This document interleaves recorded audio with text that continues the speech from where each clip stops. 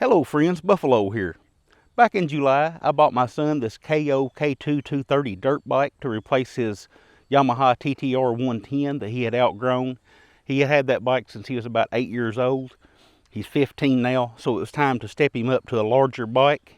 This thing, brand new, out the door, taxes, all that stuff, was just a little over $2,800. So that was the big selling point for it. We were getting a good value bike. We knew we would need to do some upgrades as we went, but we figured that at the price point these are selling for what they are, we could do those upgrades along the way. So he's had it for about 3 months.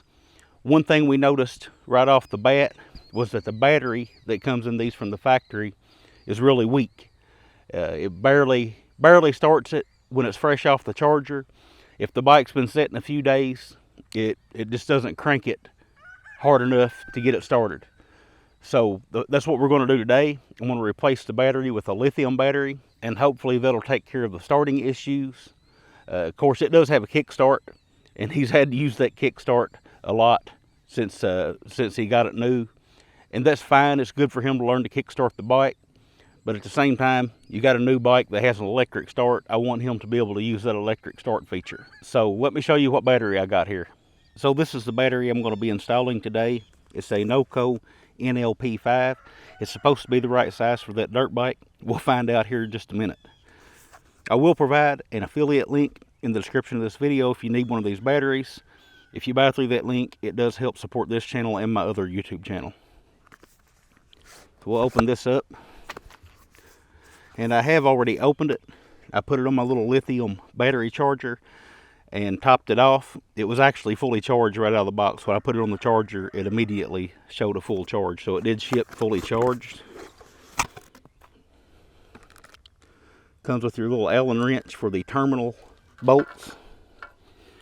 And here's a look at the actual battery. These are very lightweight. The little terminal coverage on there.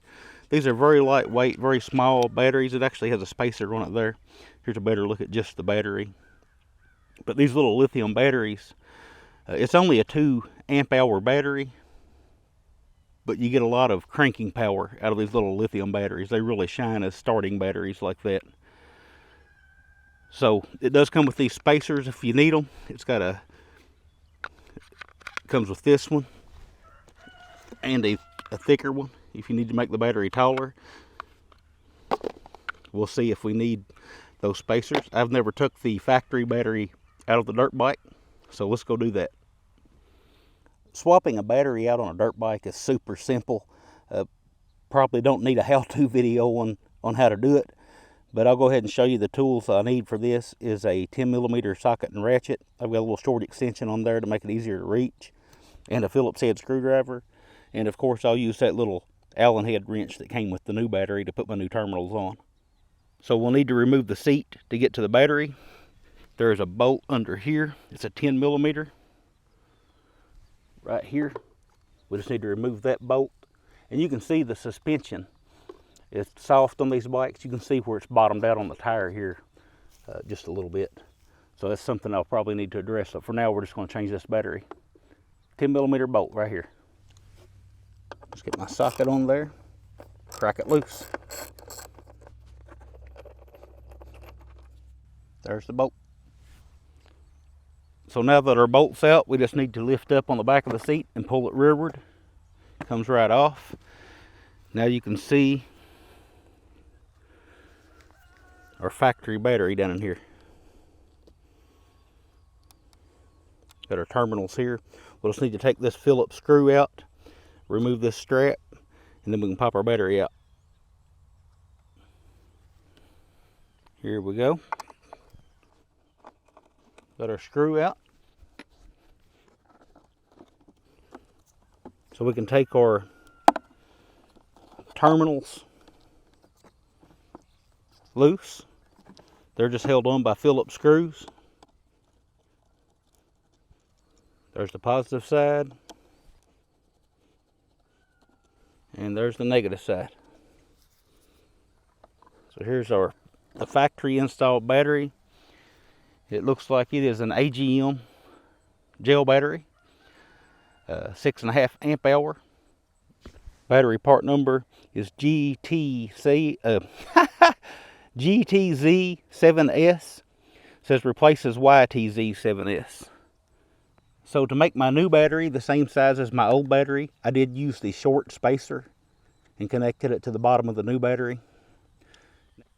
This battery also comes with these little adapters that allow you to mount your terminals in a variety of different ways, but I've removed them. I'm just going to mount my wire terminals directly to the battery.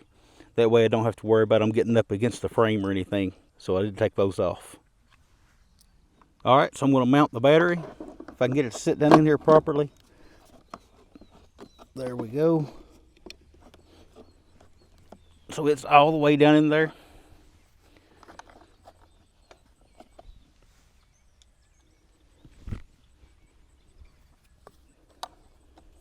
It's going to be a really snug fit. I'm going to have to apply some pressure here to get my hole to line up for my big screw up top here.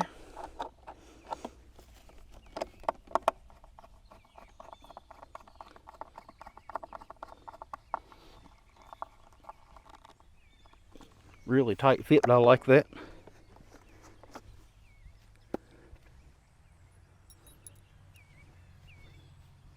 Put my terminals on using the little Allen wrench they gave me. Now I was going to use the Phillips head terminal screws off the old battery, but they were a little too small. And I'll probably speed this up for you.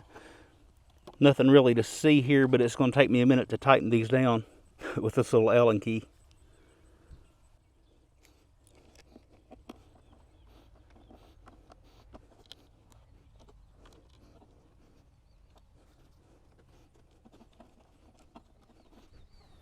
There we go.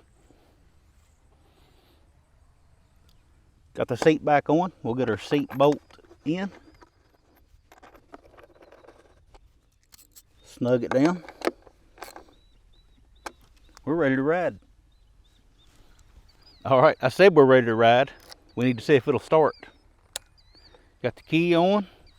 This bike is a little cold natured, so I'm going to have to use the choke to start it up. It hasn't been started in a few days. Oh yeah. Starts much better.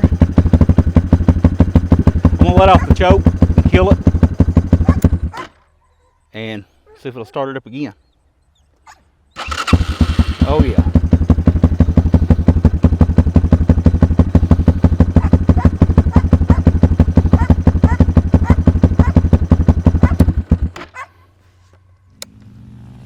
Okay, so just looking at the scenery, you can probably tell some time has passed. All the leaves are on the ground now.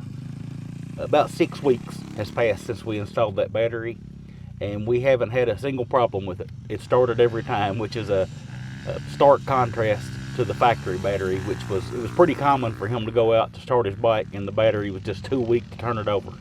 We haven't had that issue whatsoever. Haven't had any issues with it after that battery change. I did read some reviews where people have problems with these batteries. They have a battery management system built in on these lithium batteries, and some people have reported that they'll turn themselves off and they have a problem with them. And we haven't had any issues with this one whatsoever, and I'm very happy about that. But the main reason that I wanted to post this video is not for a battery install. Obviously, it's pretty straightforward. You don't have to watch a video on how to install a battery in most cases, I wouldn't think. But I wanted to know what you guys that have these bikes, these Kayo K2 230s, what problems have you ran into? What kind of upgrades have you made? What do I need to take a look at? Or what do we need to watch out for on these bikes? Brand new to these, no experience with them whatsoever other than this one. So looking forward to you guys' input. And when I talk about upgrades, I'm not talking about souping the bike up. We don't have a race bike here, we get that. It's just a fun bike, a nice little trail bike for a beginner. I'm not trying to soup it up, but I would like to know what kind of upgrades, like reliability wise, what can we do to make this a better bike over time. But that's all I've got. Looking forward to you guys' input, and I'll talk at you again soon.